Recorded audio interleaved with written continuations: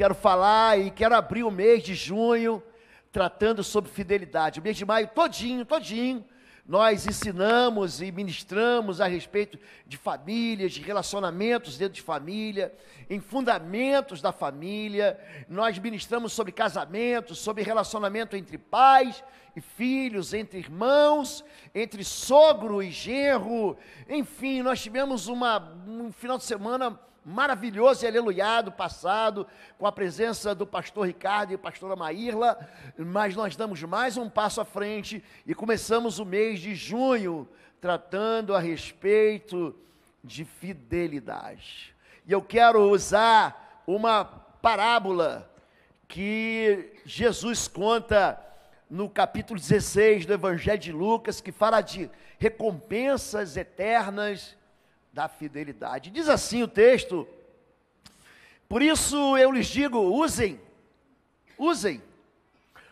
a riqueza deste mundo ímpio para ganhar amigos, de forma que, quando ela acabar, a riqueza acabar, estes os recebam nas moradas eternas.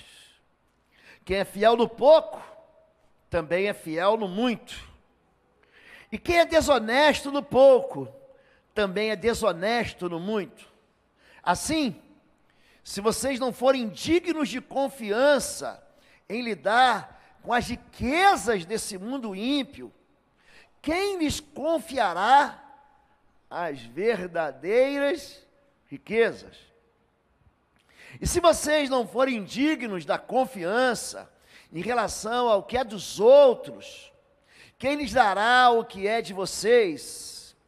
Nenhum servo pode servir a dois senhores, pois odiará um e amará o outro, ou se dedicará a um e desprezará o outro. Vocês não podem servir a Deus e ao dinheiro. Esse texto, ele é diferente do texto no contexto de Mateus. Aqui Jesus, para falar sobre fidelidade, ele usa a parábola de um mordomo infiel. Ele vai extrair da história de um homem ganancioso, infiel, uma moral. A parábola, ela quer nos ensinar algo de Deus, do céu, mas apresentando como referências aquilo que a gente conhece na terra. Você sabe o que é fidelidade, lealdade? Você sabe o que é isso? Totalmente você, quando mantém o equilíbrio e quando mantém a consistência naquilo que você diz que vai fazer, e sua palavra é sim, e se você disser que sim, é sim. Isso é fidelidade. Tem gente que, para ser fiel, ou para mostrar fidelidade, aquelas pessoas que já escorregaram, ou que não gozam da confiança, vão dizer assim: eu juro por Deus que eu não fiz.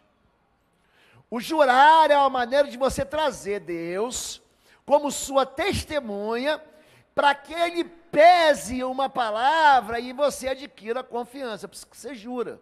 Jesus diz: não jureis nem pelo céu, nem pela terra. Antes o vosso falar seja assim, sim, não, não. A palavra fiel, ela tem um peso de honra. Quando fulano falou, olha, se ele falou, é porque é verdade. Porque a palavra dele guarda fidelidade. Nós usamos a expressão no Brasil, o fiel da balança. O que é o fiel da balança? É aquele ponto de equilíbrio.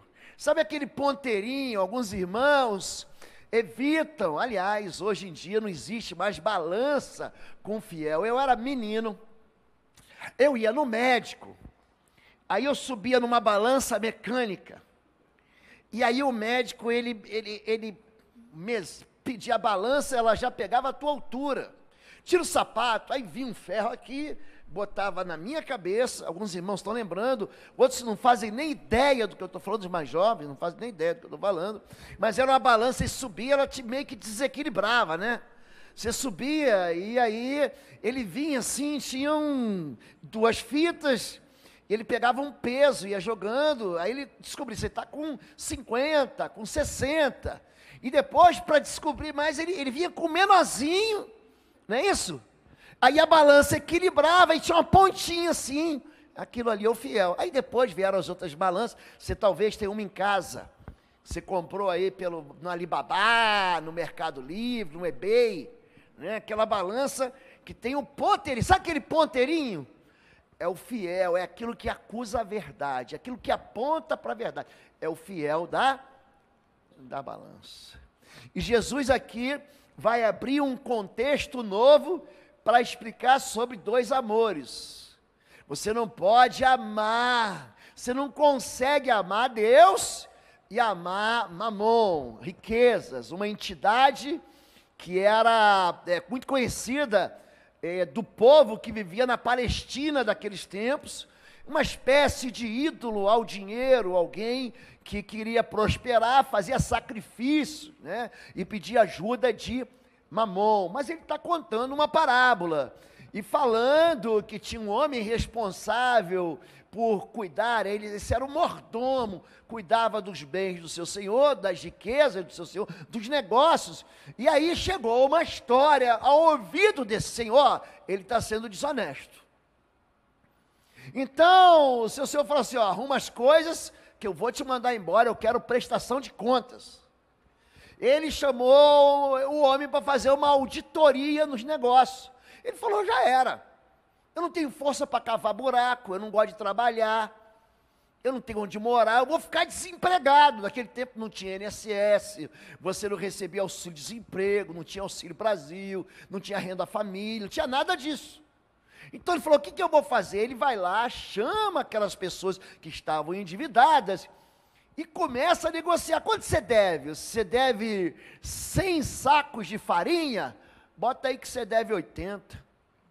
Quanto você deve aqui? Você deve 30 mil reais? Bota aí que você deve 15. Ou seja, ele faz com que aquelas pessoas endividadas fiquem endividadas com ele agora, ó, tá vendo? Eu estou mal, mas lembra quando você devia 150 moedas, 300 moedas? Eu livrei a tua cara de 150. Então, Jesus ele está fazendo uma parábola, ele não está de maneira nenhuma aqui dizendo assim, olha que coisa bonita que ele fez. Ele está falando sobre fidelidade. Ele está falando sobre gente honesta e gente desonesta. Ele está falando de gente que é fiel no pouco e vai ser colocado sobre muito. Aí é uma outra parábola, é a parábola dos talentos. Em Mateus capítulo 25, Jesus vai dizer, o Senhor respondeu, muito bem, servo bom e fiel, diga fiel. Você foi fiel no pouco e eu o porei sobre muito. Vem e participe da alegria do seu Senhor. A maneira como Deus, ele está falando de uma grande festa. Mateus 25, ele fala sobre o fim dos tempos. Mateus 25 são 3 parábolas que explicam a volta de Jesus, que foi anunciada no capítulo anterior. Jesus está falando, olha, no final dos tempos, existem 5 colunas de verdade, antes do Senhor vir, ó, fica de olho. O evangelho do reino vai ser pregado sobre toda a terra. Olha, os filhos vão se revoltar contra os pais contra os filhos. Haverá aflições, terremotos. O mundo vai entrar em convulsão. Não é por causa do efeito estufa. Não é porque os homens não estão salvando as baleias. Não é porque o Greenpeace tem razão. Tudo isso é legítimo, mas não é por isso. Não é por causa das queimadas, é porque esse mundo está se desfazendo. Esse mundo, queridos, ele é maldito desde Adão. Maldita é a terra por tua causa. Existe a restauração de Israel. Então, Jesus está falando assim, olha, quanto dia e hora, ninguém sabe. Nem os anjos sabem. Ah, porque um anjo me disse. Não, porque eu tive uma revelação. Tem muita gente que acaba seguindo essas seitas apocalípticas e quebra a cara. Mas no capítulo 25, Jesus dá 3 parábolas, e nas 3 parábolas, ele vai falar sobre recompensa. Recompensa de quem? De quem é fiel, daquele que fica esperando o seu Senhor voltar, daquele que, na hora de multiplicar os talentos, trabalha com afinco, que aquele vai dizer: olha, servo bom e fiel, você foi fiel no, diga, pouco. Tem muita gente que está esperando muito para ser fiel, sabia disso? Não, eu vou ser fiel quando ele for fiel. Eu vou ser fiel quando eu não tenho tão pouco. Porque como é que eu vou ser fiel agora com o pouco que eu tenho? Tem muita gente que está esperando uma notícia boa, está esperando uma resposta jurídica boa, o juiz dá ganho de causa para você ganhar aquela grana na justiça. Tem muita gente esperando um emprego melhor para ser fiel, quando na verdade o que Deus busca da gente é a fidelidade pequena, é fiel naquilo que a gente é pequeno. Porque se você não for fiel no pouco, Deus nunca vai confiar a você aquilo que é muito. E é isso que a parábola que nós lemos em Lucas 16 está falando. Se você não consegue ser fiel com aquilo que não é teu, que aquilo que é dos outros, como é que você vai alcançar algo que a Bíblia ela chamou de verdadeiras riquezas? Se você não é digno de confiança em lidar com as coisas que são daqui. Por que ele fala de verdadeiro? Aí eu vou citar uma outra parábola que está em Mateus 13, é a parábola do semeador. Eis que o semeador saiu a semear. Então tem semente que cai na terra dura, no chão de pedra. Tem semente que cai entre espinho. Tem semente que cai entre um terreno pedregoso mesmo, tem pouco de terra, e ali ele diz, o engano das riquezas. Eles não deixam a palavra de Deus frutificar, eles não deixam a palavra de Deus crescer, e ele está falando de algo que é espiritual, ele fala sobre verdadeiras riquezas. O Salmo 18 é um salmo que eu particularmente gosto muito. Os 2 salmos, um deles eu escrevi um livro, que é o Salmo 91, eu espero ainda ter forças e energia para escrever sobre o Salmo 18, é um salmo, sabe aquele salmo da vitória? É um Salmo 18, Salmo 18 é um salmo que faz o inferno ficar de joelhos, e no texto do Salmo 18 ele diz, ao fiel te revelas fiel. Sabe quando algo acontece na sua vida, depois de muito tempo, você fala, mas como que eu cheguei aqui? Como que eu alcancei essa alegria? Como é que Deus foi bom olha como é que Deus foi bom para mim. Chama-se revelação de Deus, a partir de uma semente de fidelidade que você plantou lá atrás. Aquilo que você fez lá atrás, sabe aquele sofrimento que você viveu? Você permaneceu fiel. Sabe aquela injustiça que cometeram contra você e você permaneceu fiel? Sabe aquela luta que você teve e você permaneceu fiel? Pronto. Essa fidelidade lá atrás, Deus está recompensando lá na frente. Ao fiel, Deus se mostra fiel. A fidelidade, ela vem com algo chamado sabedoria. Esse texto de 2 Crônicas 1:7 é o texto de um sonho. Deus, ele aparece para Salomão 2 vezes, gente. Ele é o único homem da Bíblia que Deus aparece para ele 2 vezes. Naquela noite, Deus apareceu a Salomão e lhe disse, peça-me o que quiser e eu lhe darei. Salomão respondeu, tu foste muito bondoso para com meu pai Davi, e me fizeste rei em seu lugar. Ele já chega agradecendo. Agora, Senhor Deus, que se confirme a tua promessa a meu pai Davi, pois me fizeste rei sobre um povo tão numeroso quanto o pó da terra. Dá-me, diga assim, sabedoria. Sabedoria é dada de graça para quem pede, mas ela está dentro da Bíblia. A sabedoria está dentro das Escrituras Sagradas. A sabedoria, ela não sai da boca, nem de cantores, nem de cantoras, e nem desse mundo infiel. Nós cantamos aqui 4 louvores, e todos eles são louvores que foram extraídos de dentro da palavra de Deus. É algo que Deus deu para a gente, que a gente devolve para Ele. A sabedoria, por isso que em Efésios capítulo 5, a Bíblia diz, olha, não vos embriagueis com vinho, onde há dissolução. Vai ter confusão aí. Mas enchei-vos do Espírito com cânticos, com hinos e com salmos. Porque os salmos são a própria palavra de Deus cantada. E aqui ele continua. Dá-me sabedoria. A sabedoria está dentro da palavra de Deus e conhecimento, para que eu possa liderar esta nação, pois quem pode governar este teu grande povo? Um líder ousado, um líder verdadeiro, um líder de uma nação, um líder de uma família, de uma empresa, de um pequeno negócio, o líder de um pequeno grupo, se ele cumpre a sabedoria que vem de Deus, ele vai crescer.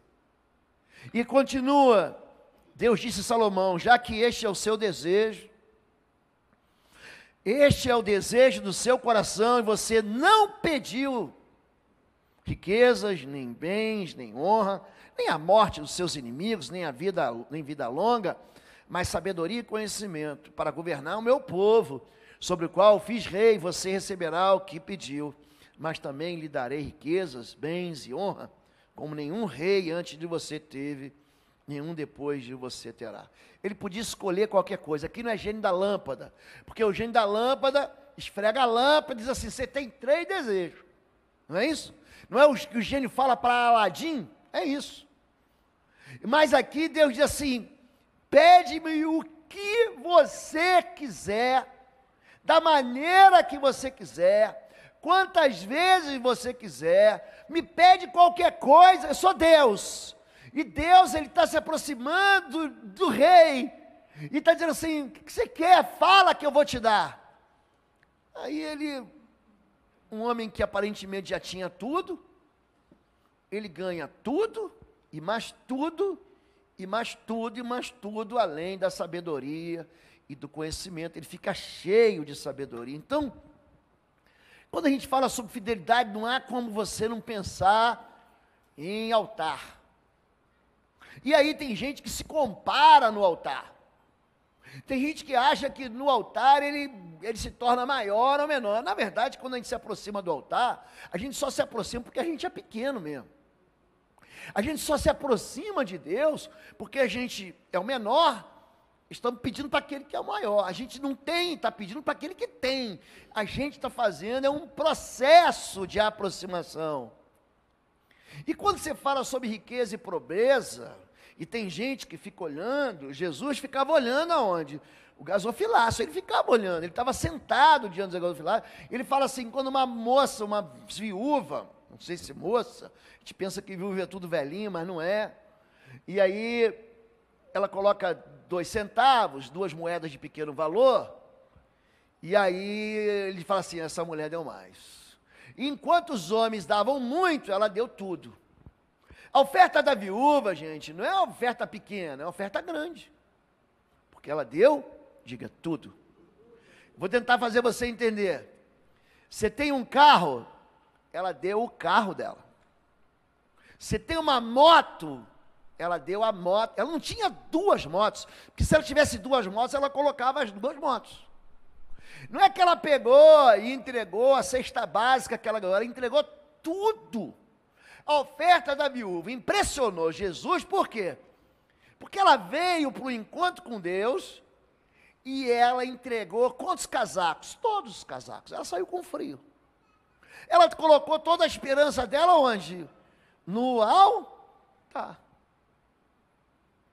Então tem gente que no altar se compara, e quando a Bíblia diz que a riqueza dos homens, guardai-vos de toda avareza, Jesus falando, porque Porque o fato de você ter muito ou você ter pouco, não significa bênção espiritual. Se você ler a parábola do rico e do Lázaro, você vê que o Lázaro, ele desce para o vale de Inom, chamado Geena, que foi lá onde Judas foi se enforcar, onde compraram o chamado campo de sangue. Você está aqui no jardim do Getsemane, você olha para Jerusalém, aí você vê o primeiro muro, é a porta dourada fechada. Do outro lado, o portão de Jafa, quando você sai, tem um grande shopping lá, bonito, tem um mercado árabe.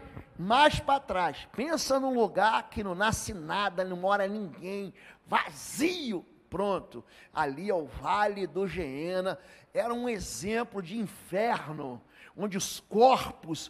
Naquele tempo, nas sepulturas, eram para ricos, os corpos eram queimados ali, o lixo era a porta do monturo, a porta do lixo ficava ali. Os pobres eram comparados o quê? As pessoas que eram desprezadas por Deus, porque não tinham prosperidade, e aqui ele vai dizer que é o contrário. De onde vinha a pobreza e a riqueza? O Senhor é quem dá a pobreza e riqueza. Ele humilha e exalta, levanta do pó o necessitado, e do monte de cinzas ergue o pobre. Ele os faz sentarem-se como príncipes e lhes dá lugar de honra, pois os alicerces da terra são do Senhor, sobre eles estabeleceu o mundo. Pobreza e riqueza vem de quem, gente? De quem, gente? Ah, pastor, então eu vou sentar aqui, já que vem de Deus mesmo, eu não vou fazer nada, porque se eu tiver que ficar rico, Deus vai pegar assim, um saco de ouro e vai jogar no meu colo. E se eu tiver que ficar pobre mesmo, eu vou morar debaixo da ponte, não tem o que eu fazer. Não, não é isso. Quando ele diz que riqueza e pobreza vem do Senhor, Deus, ele dá conselhos de sabedoria, e um dos conselhos de sabedoria que Deus vai dar para prosperidade, ou para bênção financeira, ou para o enriquecimento, eu estou falando de dinheiro, eles estão na Bíblia. Olha para mim aqui. Há quanto tempo, de verdade, você não se dedica à leitura da Bíblia? Olha para mim. Antigo Testamento, os primeiros 5 livros, tem 100 princípios de enriquecimento. Sabia disso? 100. Jesus, ele fala 80 vezes sobre dinheiro. Olha para mim. Isso é um assunto desimportante, gente? Aí a gente quer buscar o quê? Vamos buscar na internet a dica para o investimento. Aí você busca o Primo Rico. Não tem o Tiago Nigre? Um monte de conselho dele está na Bíblia. Você busca a Nath do canal Me Poupe. Ela não fala sobre finanças, sobre investimento. Ó, mexe com isso, não mexe com aquilo. Cuidado quando você for dar um passo. Cuidado quando você for investir. Cuidado quando você for comprar, quando você for vender. Só que tudo isso está dentro da sabedoria de Deus. Deus, ele dá sabedoria. E o homem ignora a sabedoria de Deus. O homem ignora a palavra de Deus, o conselho de Deus. Aí ele fala, sou pobre. Sabe por que você é pobre? Por quê? Porque você... Aí a Bíblia fala sobre diversas questões, não se preparar para o dia mal, não investir, ser preguiçoso e não trabalhar. Existe uma série, não é um... Pastor, me dá uma chave, me dá uma dica, me faz uma oração forte. Não funciona assim. E não é algo que acontece do dia para a noite. O enriquecimento, ele leva uma vida. Mas a pobreza, ela vem num momento. Vou repetir. Enriquecer legitimamente leva uma vida. Aliás, a própria Bíblia diz que aquele que enriquece rápido traz sobre si sofrimentos e dores. É gente que fala, não, para resolver isso, eu vou me armar, colocar um colete balístico, pegar um carro blindado e vou assaltar um banco. Querido, isso não vai trazer para você uma notícia boa no futuro. A pobreza, ela vem assim, mas a riqueza sustentada, ela demora tempo. E tem muita gente que culpa a sua infidelidade, colocando a culpa onde? No governo, colocando a culpa na sua pobreza, no seu trabalho, na sua empresa, no seu chefe. Aliás, existe um quarteto de vulneráveis dentro da Bíblia Sagrada. O pobre, a Bíblia fala sobre como tratar o pobre. O faminto, o estrangeiro e a criança.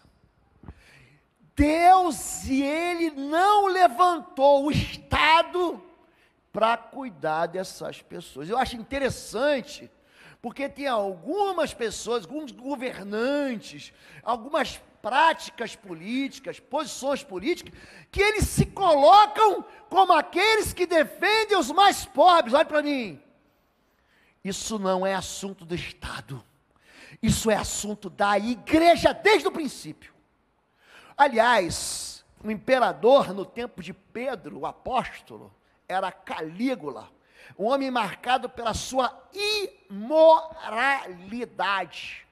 César, pensa num sujeito louco, enfurecido, chamado de Nero, dos tempos de apóstolo Paulo. Gente que odiava a igreja está sendo perseguida, aquele da igreja sempre foi perseguido. Esquece esse negócio de você vai ter uma vidinha boa e mansa. Igreja sempre foi perseguida, a igreja sempre será perseguida. Ah, pastor, esse negócio para mim não serve, eu sei disso, mas eu não posso vender aqui para vocês, entregar para vocês algo que não é verdade. Então a igreja vive, respira momentos de paz. Nosso país, a igreja deita e rola. Por quê? Por que a igreja deita e rola?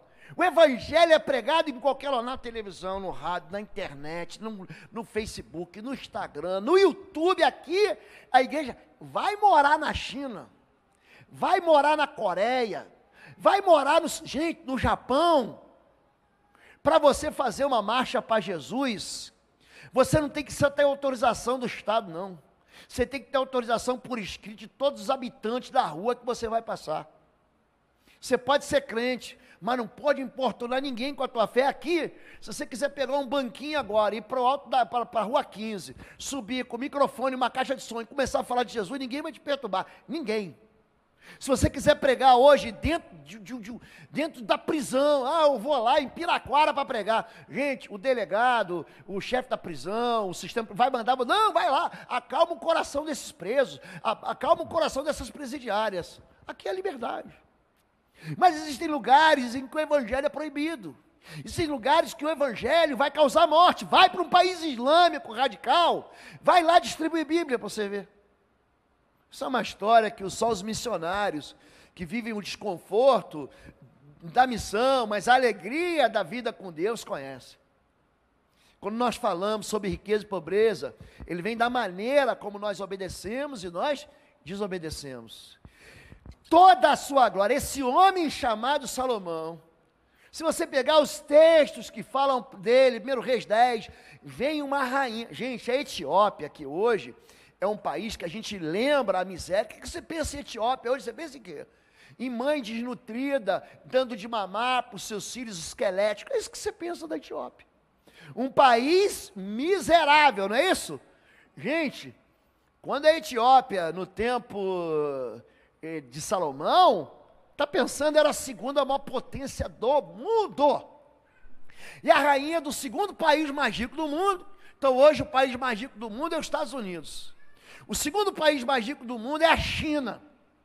É como se o presidente chinês fosse lá pedir uma audiência com o presidente Biden para falar o seguinte: mas como que você ficou tão rico?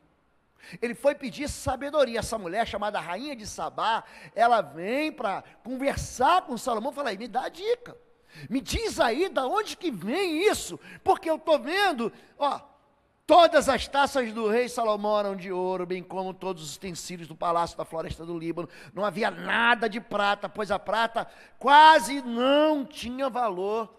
nos dias de Salomão. Não tinha valor.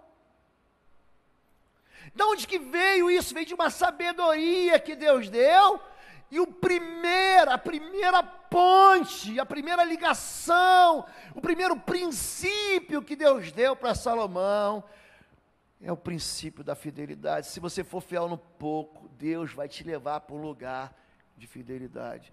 Mas se você for infiel, a infidelidade, ela vai trazer o que é de mais nocivo para a sua vida. João capítulo 12, verso 13, você vai ver até onde a desonestidade de um homem pode chegar em nome da ganância. Então, Maria pegou um frasco de nardo puro, que era um perfume caro, diga perfume caro, derramou sobre os pés de Jesus e os enxugou com seus cabelos. E a casa encheu-se com uma fragrância do perfume. Mas um dos seus discípulos, diga aí, discípulo. Eu estou falando de gente que anda com Jesus, que aprende com Jesus, que é discipulado por Jesus e que não entende nada, nada. Tem gente que não entende nada. Ontem a Gabi Sampaio veio ministrar e ela abriu em 2 Coríntios capítulo 12, para nos relembrar que tem gente que, apesar de crente, o véu está na cara dele. Ele pensa que sabe, não sabe de nada. Ele pensa que entende, não, porque eu já estudei, porque eu já li. E não entende nada. O discípulo andou com Jesus, viu Jesus curar cego, fazer cego ver, fazer mudo falar, fazer aleijado pular. Ele viu Jesus andando sobre as águas, viu Jesus multiplicando o pão, ele viu, mas não percebeu nada. Um dos seus discípulos, Judas Iscariotes, que mais tarde iria traí-lo, fez uma objeção. Por que este perfume não foi vendido e o dinheiro dado aos pobres? Seriam 300 denários. 300 denários, gente. O salário mínimo, vou dizer aqui para você, de um ano. 12 mil reais. Um perfume de 12 mil reais. É isso. É caro ou não é caro, gente? Responde assim, é caro, pastor, é caro. E aí, parece que a ideia dele é uma ideia legal. Parece que é é justo. Que jogar o perfume ali. Mas aí a Bíblia, que revela toda a verdade, ele não falou isso por se interessar pelos pobres, não se interessa pelos pobres, mas porque era, diga ladrão. Vamos repetir isso? Ele não se interessava pelos pobres, o negócio dele era ganância, ele era ladrão. Sendo responsável pela bolsa do dinheiro, ele costumava tirar o que nela era colocado. Ou seja, ele era infiel, ele era desonesto, e é por isso que hoje ninguém dá nome aos seus filhos de Judas, porque Judas hoje é o carimbo da infidelidade. Judas é o anúncio da falta, fulano é um Judas. Nós aprendemos na escola sobre outro Judas, como Calabar. Você lembra da história de Calabar? Quando fala da invasão nada, da chegada dos holandeses no Brasil, e aí teve um Calabar que conspirou contra, essa história conta, né? Ele é um Judas, ele é um traidor, ele estava interessado em quê? Em enriquecer. Ele não estava interessado em pobre, ele estava interessado no bolso dele, no conforto dele. E ele continua falando sobre infidelidade. Em Mateus 6 agora, ele fala, você vai odiar um, você vai amar o outro. Não tem jeito de você servir a dois senhores. Você vai o desprezo um, e você vai se dedicar ao outro. Tem gente que não consegue tirar 1h30 de culto por semana para estar no culto. Não estou falando de vocês. Mas tem que estar assim, não, eu não consigo ir à igreja, porque eu tenho muito trabalho na escola, tenho trabalho na faculdade, tenho trabalho para entregar na empresa. São pessoas que não comparecem ao altar e que não se importam na sua relação de fidelidade com Deus. E aí a gente se encontra com um ser que Jesus aqui, ele denuncia, ele apresenta, ele tira o disfarce desse ser chamado Mamon. Novamente, Mateus capítulo 4, é o contexto do jejum de 40 dias de Jesus no deserto, onde Satanás foi tentar ele. Esse é o trabalho dele, né? Fazer você prometer, é isso que o pecado faz, ele te promete algo que ele nunca vai entregar. O pecado te promete uma fidelidade, uma felicidade, uma alegria, e ele não vai entregar. Mas você vive caindo aonde? Dentro do buraco do pecado. Novamente o transportou o diabo a um monte alto, muito alto, e mostrou-lhe todos os reinos do mundo e a glória deles, e disse-lhe: tudo isso te darei, se prostrado me adorares. O que é adorar? É você se dobrar, é você fechar os olhos e falar: não, eu estou buscando o que é de Deus. Quando você fala sobre adoração, é você viver em volta. O adorador, ele vive em volta do altar, ele quer mostrar para Deus, ou para o ser que ele está adorando, ou para aquilo que ele está adorando, o quanto ele ama o seu Senhor. Então ele é dedicado, a vida dele é dedicada a isso. Tudo que ele faz, se vive em torno disso. E aqui, Mamon, ou o dinheiro, ou as riquezas desse mundo, as riquezas do reino, eles sofrem um disfarce. É gente que tem uma agenda dupla. É gente que parece que é anjinho, mas no final é um demônio. Oi, gente, um rápido intervalo. Você que ainda não é membro, seja membro do canal para nos abençoar. Dá um like, compartilha. E se você quer crescer em libertação e batalha espiritual, vai lá na nossa loja www.institutoexodo.com. Os nossos livros estão lá, que vão fazer você crescer nessa área e se tornar um valente na batalha. Deus te abençoe. É gente que quer tirar de você o exercício livre da razão, daquilo que você faz para caminhar com Deus. Ele quer roubar de você. Ele quer tirar de você o teu raciocínio. O dinheiro se disfarça de felicidade. O dinheiro se disfarça de esperança. A pessoa não tem Deus, mas tem dinheiro. Então ele fala: opa, há uma esperança. A pessoa não tem Deus, mas ele tem riqueza. Então ele fala: eu compro. E olha aqui, eu vou deixar bem claro aqui. O problema não é o dinheiro e nem nunca foi. O problema é a maneira como o coração do homem está ligado ao dinheiro. Por quê? Porque aonde estiver o teu tesouro, onde é que está teu tesouro? Ali vai estar teu coração. Se é apaixonado por alguém, você vai acordar pensando nessa pessoa. Você vai sonhar com essa pessoa. Você vai dormir pensando nessa. Você vai passar o dia nisso. Então, aquilo que a tua mente funciona, aquilo que você coloca acima de, olha, pai, eu amo a Deus, mas não se mete no meu namoro, não. Ó, pastor, eu amo a Deus, mas não se mete na maneira como eu estou ganhando dinheiro. Olha, pastor, eu amo a Deus, mas é o seguinte, aqui eu entro para quebrar tudo. Um dos filmes que me chamou a atenção nesse sentido, um filme brasileiro, em que haviam gangues lutando por uma área de controle de drogas. Se você viu o filme Cidade de Deus, um filme antigo, você vai lembrar desse filme. Por quê?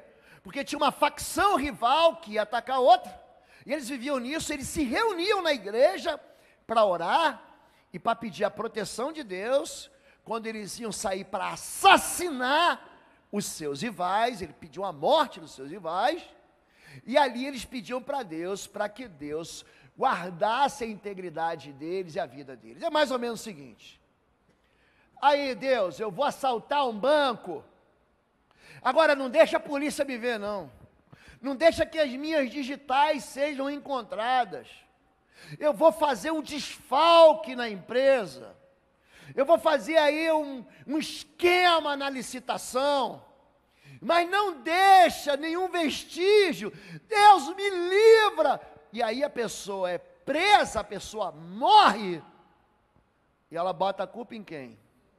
Em quem, gente? Vocês estão entendendo isso? Olha para mim, Deus não abençoa a infidelidade. Isso é claro, gente? Está claro para você? Posso ouvir um amém, gente? Vocês estavam tão felizes durante o louvor, por que vocês não estão rindo durante a palavra, gente? É tudo, não, pastor, não foi pastor que escreveu, a palavra é de Deus. Então, o dinheiro, ele é capaz de governar a vida da gente. Onde estiver o seu tesouro, ali também estará o que, gente? Meu coração, meu pensamento. É isso que faz da gente virar escravo. E aí, você tem algo chamado medo. Medo de viver sem. Se Deus sair da minha... Porque se Deus que me controla e que eu entrego a minha vida para Ele, e que eu faço tudo para Ele, olha para mim. Eu não estou falando que é ruim trabalhar não, gente. Gente, eu trabalho de sol a sol. Eu não me canso. Não, me canso sim. Eu canso de trabalhar. Eu fico esgotado de trabalhar. Eu entrego a minha vida ao trabalho. Não é disso que eu estou falando. Eu estou falando da maneira e pelo que você está trabalhando. É disso. É disso que a gente está vivendo. Gente, não é bom ficar sem dinheiro não, gente. Alguém aqui já ficou sem dinheiro? Alguém já faliu aqui? Ou só eu que fali? Gente, é horrível, gente. O que Deus está querendo dar para a gente é algo chamado fiel da balança. O que Deus quer dar para a gente é a fidelidade verdadeira. O que Deus quer é que você não seja motivado, governado por aquilo que é irreal, por aquilo que é fantasioso, por aquilo que é mentira. O que Ele não quer, porque você pode ter o dinheiro que você tiver, querido. Quando a enfermidade pega você, está aí, Steve Jobs, você lembra dele?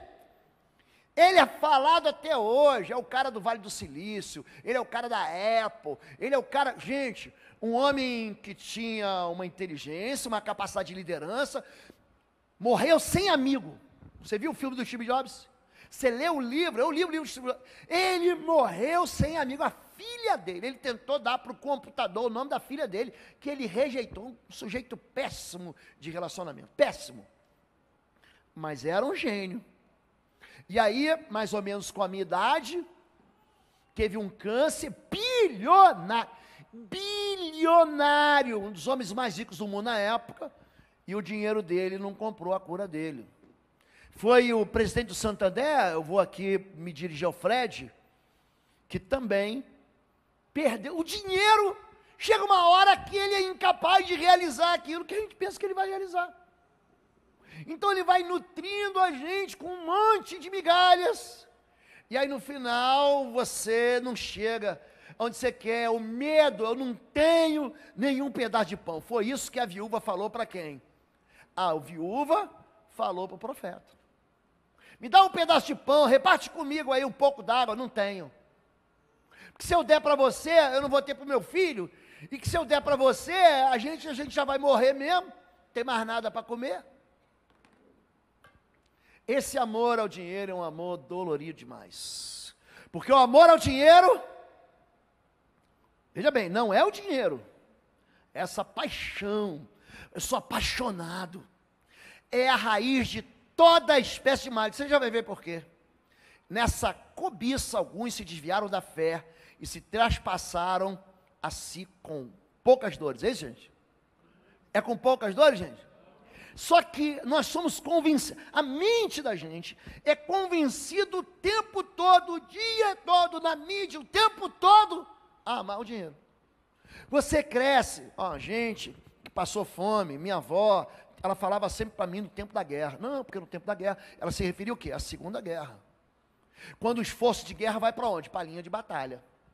E aí a comida do povo sai do povo e vai para onde? Vai para a frente de guerra. O esforço de guerra é o quê? Toda a riqueza é levada para onde? Para o campo de combate, porque eu quero vencer a guerra. Tem um pastor inglês que viveu aqui na Convenção Batista Paranaense. Esqueci o nome dele, talvez o Darcy me lembre. Ele conta que ele era menino na Inglaterra, quando os alemães bombardeavam com as bombas V1, os bombardeios da Luftwaffe.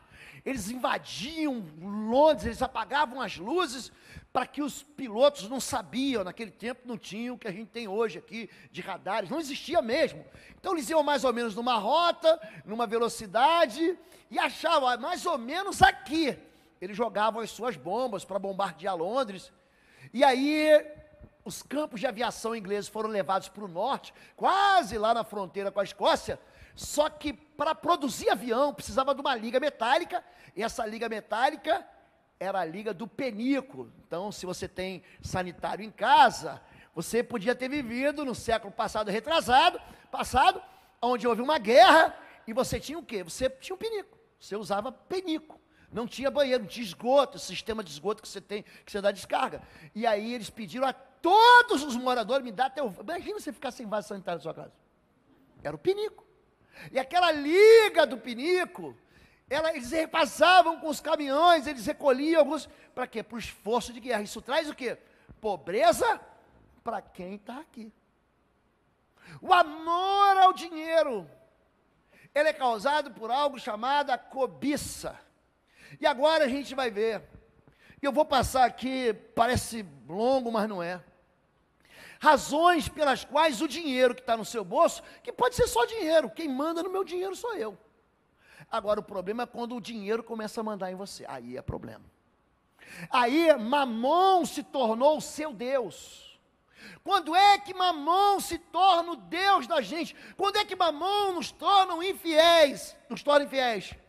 Quando você perde qualquer limite do que é justo e legítimo, e você começa a acreditar que pode tudo, de respeito a posses e direito dos outros. Não, mas eu tenho dinheiro, eu compro.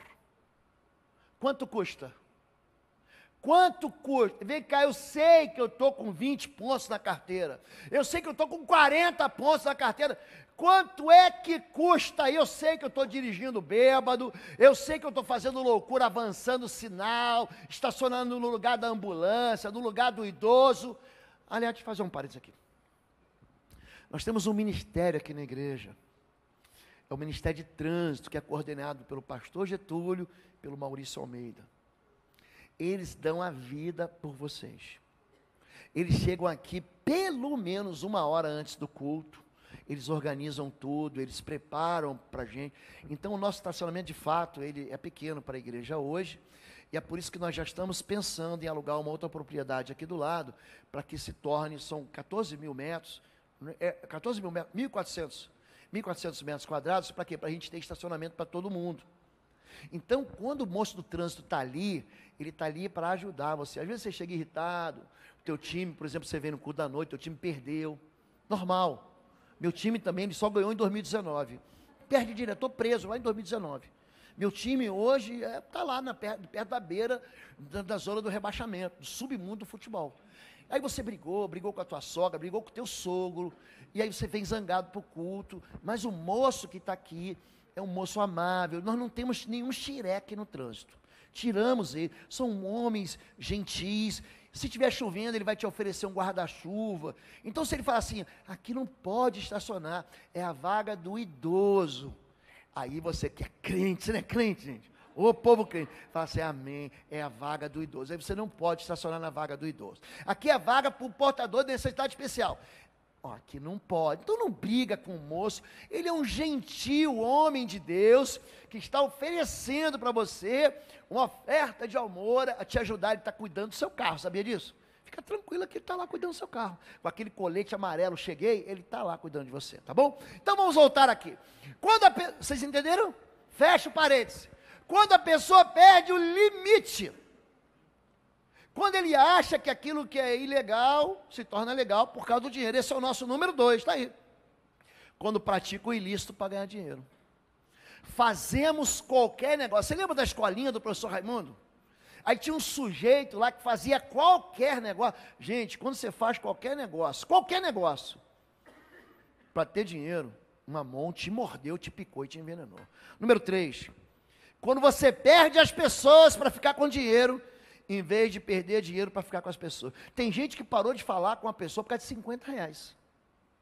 Tem gente que briga, repartindo centavos. Tem gente que na hora de repartir herança, gente, chama o advogado, chama o doutor Fabiano, ele é mestre nisso aí. Os irmãos, eles param de se... Eu não quero mais saber dele, eu não quero... Por quê? Porque usou uma blusa que não era para usar. Gente, mamon governa a vida da gente quando você briga por causa de dinheiro, gente. Eu não estou falando que o justo não tem que ser justo, tem que ser. Mas chega uma hora, gente, que alguém vai ter que dar o braço a torcer. Porque você jamais vai conseguir vencer o ganancioso. Porque o Deus dele, quem é, gente? É o dinheiro. Número 4, quando você precisa consumir, quando você passa a acreditar que os vazios da alma podem ser preenchidos apenas com coisas, experiências que o dinheiro pode pagar. É quando você acha que é melhor viver dando presente do que viver dando beijo.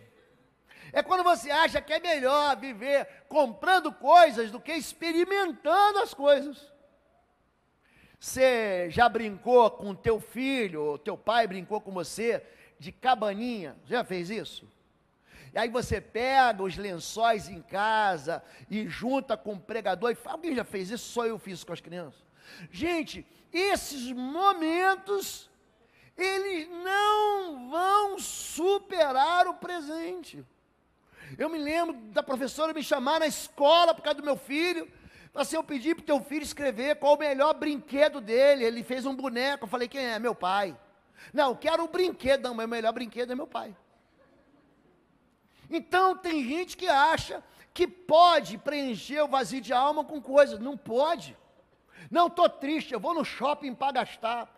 Você está com 2 problemas, querido. Você vai continuar triste, vai chegar essa conta para você. Número 5, quando você adota a cultura do descartável e passa a viver de substituições e acúmulo de coisas, de experiências, até mesmo de pessoas. Não, fulano para mim não presta mais, fulano para mim morreu, o que é a troca? As pessoas perdem a noção de que aquilo que eles estão desprezando não é lixo. 6, quando a identidade é derivada da posse e precisa de coisas e grifes para sentir que tem valor. Sabe quando você começa a achar que se você não usar o sapato certo, a calça certa, que comprar, só pode comprar no shopping, você não pode comprar aqui na feira, quando você começa a imaginar que só se você ostentar uma marca, um tipo de roupa, aquilo vai fazer ou vai te valorizar. Não vai, querido. Não vai. Mamon te enganou. Número 7. Quando em nome da aparência, da imagem, perde a autenticidade. Anda na moda, segue tendências ditadas por terceiro. Querido, moda é moda. Você sabe que tem moda, eu também. Mas quando você começa a usar aquilo que é horroroso, porque todo mundo diz que é bonito, eu gosto de usar o exemplo, você lembra daquela calça de mulher, era tal da calça Saruel, você lembra disso? Gente, quando eu vi uma irmã com aquela calça, sabe a vergonha alheia? Eu tinha vergonha dela. Era uma calça que tinha uma fralda, gente. Alguém lembra disso, gente? Não, está na moda, mas é horrível, gente. Agora, se você torce para o Paraná, meu irmão, é o amor da tua vida. Você vai achar aquilo bonito. Número 8. É uma brincadeira interna aqui com meu amigo Fabiano, tá? O Cláudio também, mas ele é muito discreto. Quando valoriza as pessoas por suas posses ou aparenta as posses. Não, esse moço não tem um carro igual a meu, não mora no mesmo bairro que eu, não vive a mesma condição, não pode frequentar o mesmo restaurante que eu, então, não, o que é? Deputado? Senador? Não, senta aqui na frente. Ô Igor, dá licença, seu pé rapado. Vai lá para trás e bota aqui as alturas. Você já viu isso, gente? Eu recebi uma mensagem essa semana de uma igreja que tinha espaço VIP para autoridade. Espaço VIP para jogador de futebol. Eu quero muito que você venha aqui congregar com a gente, viu, jogador de futebol, autoridade, senador, deputado, pode vir, mas aqui todo mundo é gente. E a gente só bota uma área de reservada aqui para os pastores, sabe para quê? Para vocês olharem para ele e falar assim, não, meu pastor está aqui no culto. É só para isso. Tem igreja que coloca os pastores aqui, ó. Já viram isso? Está lá o presbitério, o pastor está pregando, eles estão o quê? Endossando a palavra. Mas a gente acabou com isso. Travou, é a criança ou o carro? Número 9. Quando cultiva o sonho da ociosidade. Pastor, o meu sonho é ficar rico, ganhar na loteria, na Mega Sena, na dupla Sena, eu não sei mais o nome. O meu sonho, pastor, é deitar numa rede. Por favor, vou contratar meu inimigo para me abanar e me trazer água de coco. Eu quero na praia, balança mais, dá mais gelado, bota mais gelo na minha água de coco. Gente, se você já sonhou em ganhar muito, ai pastor, quando eu ganhar uma grana, é aquele terreno que a gente quer comprar? Quando eu ganhar, eu vou comprar aquilo ali. Gente, não é nada disso. Deus, Ele não conta senão com a fidelidade. É o pouquinho de todo mundo. É a fidelidade de todo mundo. Deus não debruça, Deus não esfola ninguém. Deus não explora, Deus não quer explorar o teu trabalho. Se você alcançou muito, é porque você trabalhou muito. Se Deus abriu uma porta, eu gosto muito de Deuteronômio 8, quando Deus falou assim, quando você enriquecer, eu gosto demais desse texto.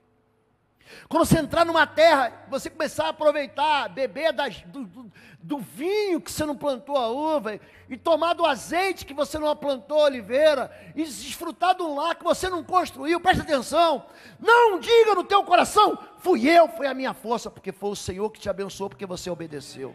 Querido, Deus abençoa, querido. Deus, aliás, interessante isso, quando Jesus fala, os pobres sempre tereis convosco. Mas isso não é motivo de orgulho, não, gente. Você tem que trabalhar. A Bíblia diz que Jesus, ele vai dizer para a gente em João capítulo 5, eles estavam reclamando que Jesus estava trabalhando no sábado. Jesus diz, o meu pai trabalha até hoje, eu vou trabalhar também. Trabalho faz bem, gente. Trabalho é uma bênção. Agora, o que você não pode? É viver escravo disso que está te enganando. Não escolha ser fiel no final. Não decida recuperar relacionamentos no final.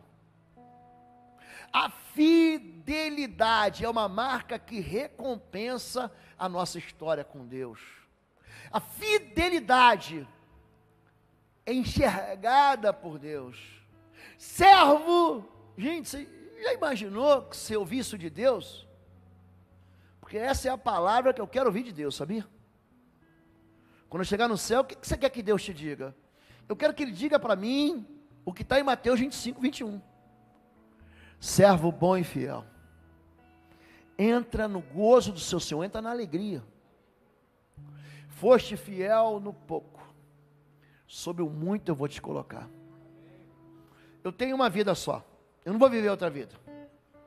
Eu não vou morrer para viver outra vida, eu só tenho essa aqui. A gente só tem essa vida aqui. Você só tem o agora. Só agora. Gente, fidelidade tem que começar já.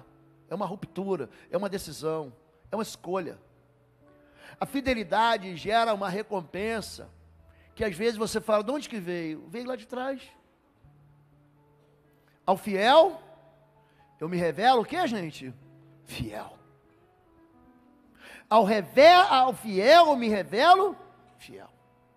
Se você quer alcançar a condição de confiança para receber muito, seja fiel no pouco. Durante todo esse mês, nós vamos orar e jejuar pela igreja. Eu vou orar por isso. Esses 21 dias, Vocês vão me ver, o fiel da balança vai fazer assim, ó. Porque eu vou entregar a minha energia, a minha força, o meu entendimento, a minha alma, para que a igreja seja abençoada com a fidelidade. Esse mês é o mês em que todos os pastores, todos os ministérios, todas as células vão tratar da fidelidade. A fidelidade, gente, não agrada, não é que vai agradar a Deus. A fidelidade vai abençoar a sua própria vida. Vamos ficar em pé em nome de Jesus e vamos orar. Pai querido, em nome do teu Filho Jesus, essa manhã nós queremos confessar diante do Senhor, Pai. A tua palavra, ela esclarece de uma maneira, ela joga luz sobre as trevas, é uma lanterna forte, Pai, no meio da escuridão. E nós queremos confessar nossos deslizes, nossos enganos, às vezes que cedemos à tentação, às vezes que tivemos medo. Queremos confessar diante do Senhor, Pai, que nós muitas vezes fomos incrédulos diante da tua palavra. Muitas vezes nós escolhemos, Pai, nos dobrar diante daquilo que é mais fácil, daquilo que podia trazer mais conforto, e nós quebramos a tua palavra. Te pedimos perdão. Te pedimos perdão por toda a infidelidade. Em todas as áreas da nossa vida, te pedimos perdão, Pai, porque muitas vezes desviamos os nossos olhos do Senhor, e achamos que os paus, as pedras, as coisas desse mundo vão trazer para a gente aquilo que nunca vão trazer. Perdoa, Pai, às vezes que fomos infiéis ao Senhor, negligenciamos as ofertas no altar, ignoramos, Pai, os dízimos e as ofertas, não entregamos ao Senhor as primícias. Pai, te pedimos perdão em nome de Jesus essa manhã, mas decidimos sair desse lugar, Pai, onde a culpa nos consome, e vamos dar um passo de fé, caminhando em fidelidade diante do Senhor, em nome de Jesus. Você pode dizer amém? Eu quero terminar, e já vou terminar mesmo, porque nós vamos celebrar a ceia. Vou ler um texto bíblico não, eu vou ler uma notícia muito triste, que aconteceu aqui em Curitiba, na terça-feira. Diz assim, deixa eu abrir.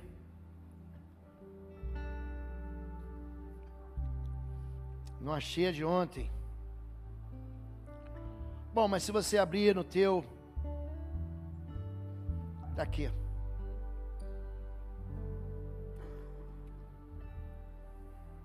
Não, não é esse. Bom, eu li ontem para os jovens, e essa notícia diz que 2 homens, aqui em Curitiba na terça-feira, morreram de frio. De frio, aqui em Curitiba. Você quer amar quem? A Ucrânia? Uma bênção, vamos amar a Ucrânia. Você quer mandar ajuda? Nós mandamos ano passado, retrasado, uma enfermeira para receber as pessoas que estavam fugindo da guerra da Síria, através do Líbano. Teve irmão que está aqui, ó, que fez oferta, e não foi pouco dinheiro não, gente, em dólar. A igreja levantou dólares para mandar essa irmã, para pagar a passagem aérea, para comprar coisas como dipirona, novalgina, para levar remédio para gente que estava lá na Síria. E esse é o papel da igreja, é isso que a gente tem que fazer. Só que tem gente que está morrendo de frio aqui do lado da gente, em Curitiba. O Ministério Old Car, juntamente com o Ministério de Ação Social, o Ministério de Famílias, o Ministério de Homens, levantou um desafio. E aquele desafio, e eu saí de noite daqui, e tinha um moço segurando um papelão. Vocês têm visto isso? Tenho fome, tenho frio. Falo, dá para você ser insensível ao pobre. O pobre, eu falei, é uma das classes vulneráveis que a Bíblia apresenta. Deus não fala assim, não, pera aí, eu vou pensar. Gente, se Deus mandar você entregar uma cesta básica para alguém, presta atenção, não foi o diabo, foi Deus. Será que eu devo levar? Leva. Se Deus mandar você comprar 1 quilo de carne, compra e leva. Se Deus colocou no teu coração de ajudar alguém, ajuda. É Deus, o diabo não quer isso não, gente. O diabo quer que essas pessoas continuem morrendo de frio. E terça-feira, 2 pessoas morrendo de frio, eu já estou agoniado. E eu quero agradecer a Deus pela igreja que nós somos aqui juntos. Não é pastor da igreja, é a igreja, é eu e você. Domingo passado nós fizemos um apelo aqui. O Fred, cadê o Fred? Fred levantou junto com uma fábrica, cobertor bom, né? Cobertor que você quer para você. Não é cobertor farrapo, que você vai entregar para qualquer cobertor bom, a R$15. Eu já entreguei minha oferta, e no domingo passado nós levantamos 530, domingo passado, só no domingo passado, nos 2 cultos, foram 533 ofertas. Querido, você pode entregar quanto você quiser. É 15 cobertores. O que eu falei? 15, você entrega, se você não puder, querido, a igreja vai dar o cobertor para você. Houve um tempo que a gente não tinha ar-condicionado, pastor, está frio para a igreja, hoje a gente consegue passar calor aqui, eu estou com calor aqui dentro do culto, estou suando. Acho que são essas luzes também aqui, faz parte. Mas tem gente aí fora que está passando frio, pode ser você que está aqui. Você pode ter um irmão, um parente, e assim como a gente faz com a ação social, nós vamos continuar fazendo. O nosso alvo, gente, para a nossa igreja é muito pouco. São 1000 cobertores.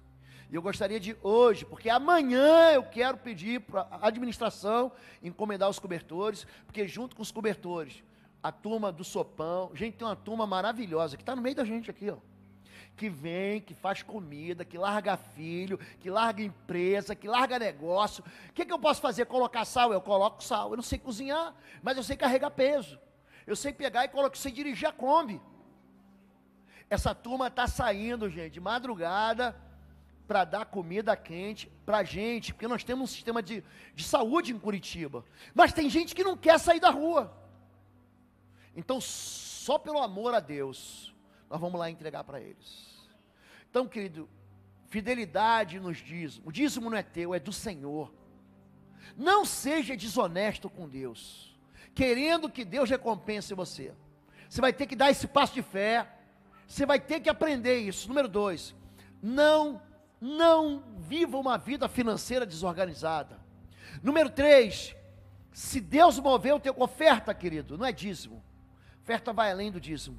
Se Deus mover o teu coração para qualquer área, seja para ação social, para cobertores, para alimentos, pastor, eu quero dar o dinheiro para uma pessoa. Você vai lá e entrega o dinheiro para ela. Não é dízimo. Aqui na sua frente, no bolsão da sua frente, tem aqui, ó. Tem um cartão com o QR Code da igreja, você vai para lá, paga no Pix, faz no Pix, ou então você entrega aqui no envelope, tá bom, gente? É isso. Vamos adorar ao Senhor? E durante esse momento de adoração, você vai fazer 2 coisas. Você vai trazer seu dízimo, sua oferta, esse é o momento que nós escolhemos para fazer, antes do culto. E você também vai pegar a ceia. Então os irmãos que vão servir a ceia, os diáconos, aqueles que já foram separados, já tomem posição. Então você vai entregar seu dízimo, entregar sua oferta, e também vai pegar a sua ceia. Pastor, quem vai participar da ceia? Todo mundo aqui que é crente. Você é crente? Pronto, você crê em Jesus? Você está pronto para receber. Amém. Estão preparando para o dia que a gente vai comer e beber com o Senhor no céu. 1 Coríntios capítulo 11, verso 23, por favor. Por gentileza. 1 Coríntios, capítulo 11, verso 23. Pois eu lhes transmiti aquilo que recebi do Senhor, na noite em que o Senhor Jesus foi traído. Ele tomou o pão, verso 24, agradeceu a Deus, partiu e disse: isso aqui é o meu corpo, que é entregue por vocês, façam isso em memória de mim. Da mesma forma, depois da ceia, tomou o cálice e disse: esse cálice é a nova aliança, é um novo pacto, confirmado com meu sangue. Façam isso em memória de mim, sempre que o beberem. Porque cada vez que vocês comem desse pão e bebem desse cálice, anunciam a morte do Senhor até que Ele venha. Nós estamos anunciando aqui, é um anúncio. É isso que você faz quando você come o pão e bebe. Aliás, eu não posso me esquecer, doutor Fabiano, por favor, o povo do trânsito tem que receber a ceia. Já receberam? Obrigado, queridos. Eu tenho chamado pessoas para celebrar. Hoje à noite eu vou chamar outros pastores para estar conosco aqui também, outros irmãos, para dizer o seguinte: a ceia nos nivela. A ceia diz que aqui todo mundo é pecador. Todo mundo, aqui não tem ninguém melhor do que ninguém não, gente. Fica olhando para a vida de ninguém. Se quer olhar para a vida, olha para a tua vida e conserta a tua vida. Mas essa ceia aqui, ela não anuncia perdição, ela não anuncia desgraça, ela não anuncia inferno não, gente. A ceia anuncia céu, anuncia eternidade, anuncia perdão, anuncia vida nova. E toda vez que você come do pão, você está anunciando assim, ó: sou pecador mesmo, hein? Mas me arrependi e mudei de vida.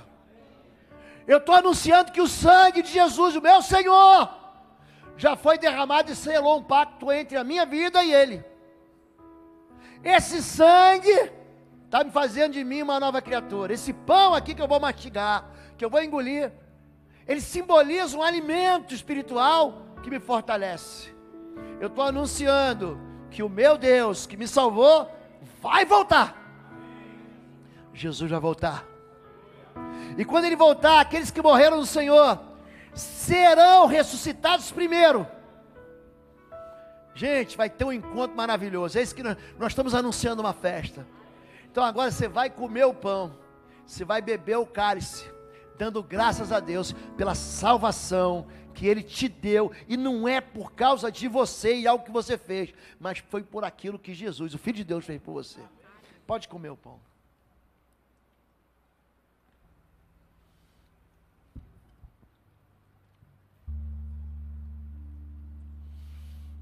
É uma honra servir a Deus ao seu lado. Ouviram? Você mais ainda, meu amorzinho. Você pode participar do vinho.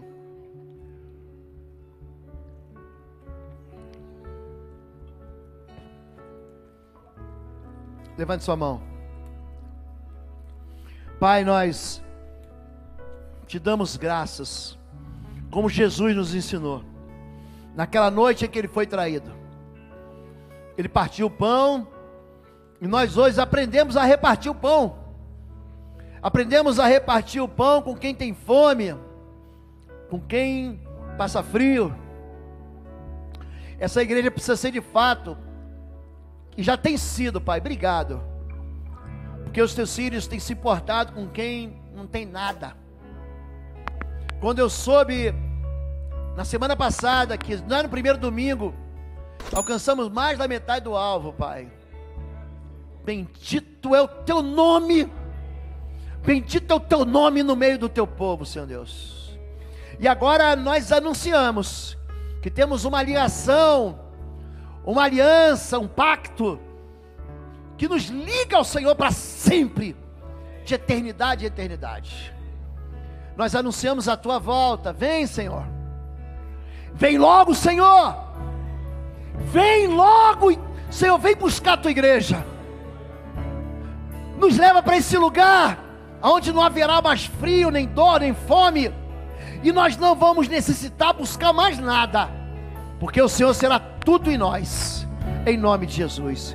Que o amor de Deus, o nosso Pai, a graça do nosso Senhor e Salvador Jesus Cristo, as consolações do Espírito Santo de Deus seja sobre a sua vida, sua casa, tudo aquilo que leva o seu nome, em nome de Jesus. Amém, amém, amém. Deus abençoe, gente.